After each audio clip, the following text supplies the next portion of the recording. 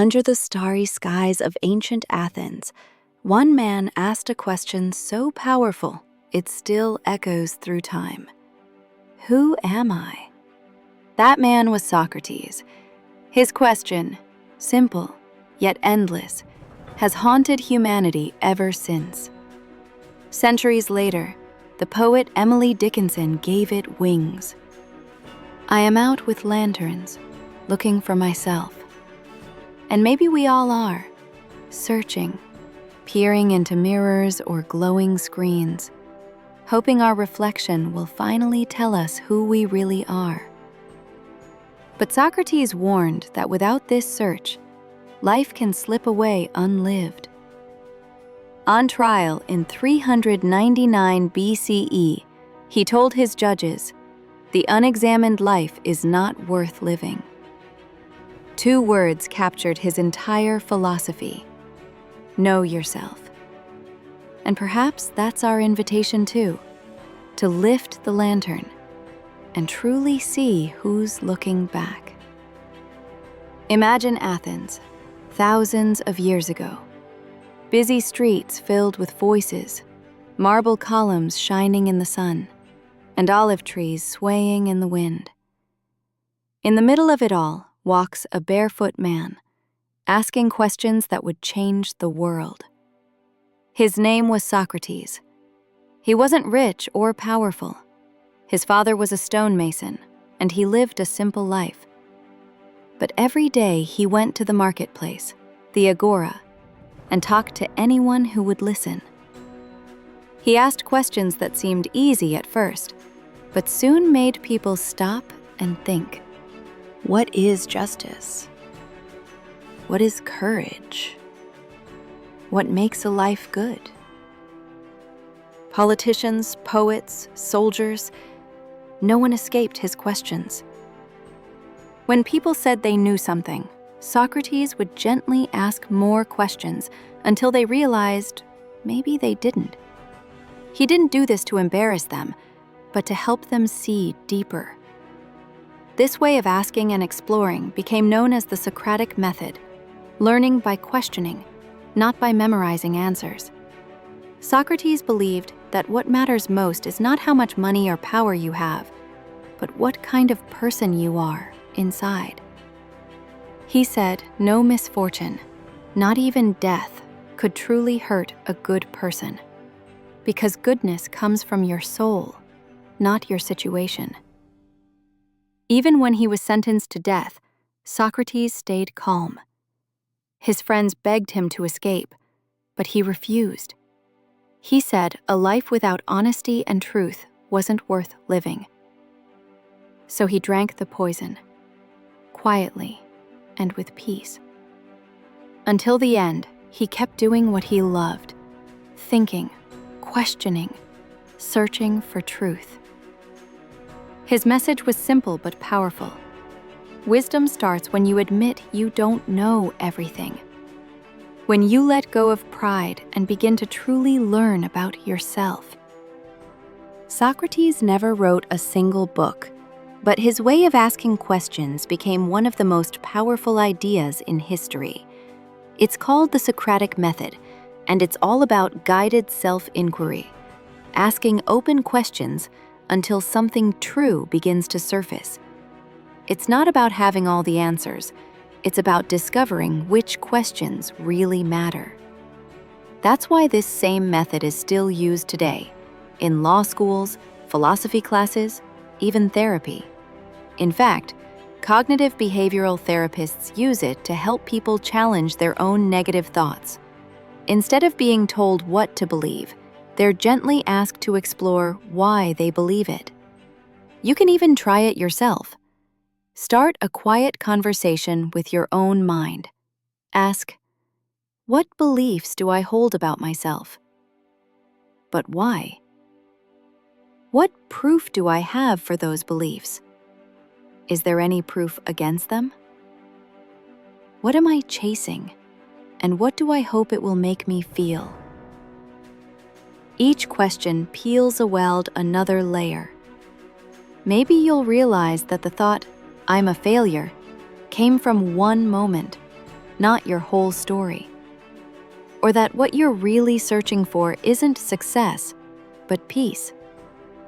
That's what Socrates wanted for all of us, to think for ourselves, not just accept what we've been told. The real reward of questioning isn't the answer, it's the understanding you gain about your own mind. But what does "who am I" really mean for us today?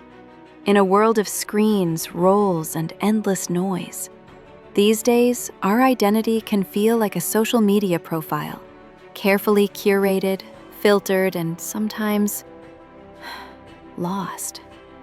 We juggle labels: student, parent, designer, traveler, and wonder, which one is the real me?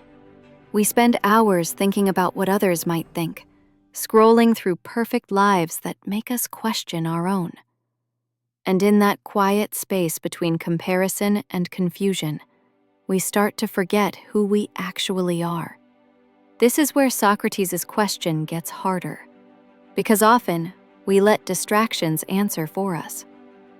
The writer Gretchen Rubin once said, "Distracted by the way we wish we were, or by what we think we ought to be, or by what others assume we are, we lose sight of what's actually true. We chase achievements, likes, and approval, hoping they'll fill the silence inside. But do they really define us?" Philosopher Ortega y Gasset offered a simple truth: tell me what you pay attention to, and I will tell you who you are. In other words, if you want to know yourself, look at where your attention goes each day. Your worries, your hopes, your habits, the people you talk to, the things you read. Because what you give your time to becomes your life. So take a breath right now. Pause for a second. Forget your job title, your follower count, your to-do list. Who are you beneath all that?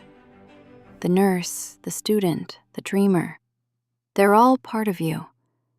But there's something deeper, something that remains when the noise fades. That quiet awareness, the you behind all the rules. That's the self Socrates was searching for. I remember asking that question myself once. Who am I? It was a quiet Sunday morning, a cup of tea beside me, soft light coming through the window, laptop open. I decided to look inward. I opened my journal and wrote, who do I want to be? Who am I, really? The answers didn't come right away, but in that stillness, I felt like Socrates wandering the agora. Only this time, the questions were roaming through my own mind. At first, what came out were roles and worries: student, writer, anxious about the future. Then I started doing what Socrates taught, asking why. Why those labels? Why that fear? Slowly, patterns appeared. I realized how often I'd been defining myself through other people's eyes. I am what my boss thinks of me. I am the grades I get. But then I challenged those thoughts. Is that really all of me? Or just a mask I wear? The more I questioned, the more I began to see a different picture. I discovered that I love slow mornings, creative projects, deep conversations. That beneath the noise, I'm someone curious, reflective, and warm-hearted. Around that time, I revisited a book that always centers me, Marcus Aurelius's Meditations, an ancient guide to self-reflection that feels surprisingly modern. I also began journaling regularly, turning my questions into a quiet daily ritual. Over time, the process stopped feeling like searching for answers and started feeling like coming home. I realized self-inquiry isn't about finding a perfect definition. It's about learning to sit comfortably with who you already are. Sometimes the most honest moments come not from grand realizations, but from the silence that follows a question. When you stop looking for who you should be and simply notice who's already there. So where does that leave us? Maybe the question, "Who am I?" isn't meant to be answered once and for all. Maybe it's meant to be lived, asked again and again as we grow, stumble, and rediscover ourselves. Socrates might say that wisdom begins the moment we stop pretending to know, that knowing yourself isn't a goal to reach, but a practice, a way of staying awake to your own life. And maybe that's enough. To keep asking, to keep listening, to meet ourselves a little more honestly each day. I'd love to hear your thoughts. What stories or labels have shaped how you see yourself? What beliefs might you want to question today? Share a word or a thought in the comments. Let's build a space where curiosity connects us. If this story made you look inward, you'll love what comes next. The Mosaic of Life. A reflection on how every joy and heartbreak we live becomes part of who we are. Until next time, this is Tell Me More.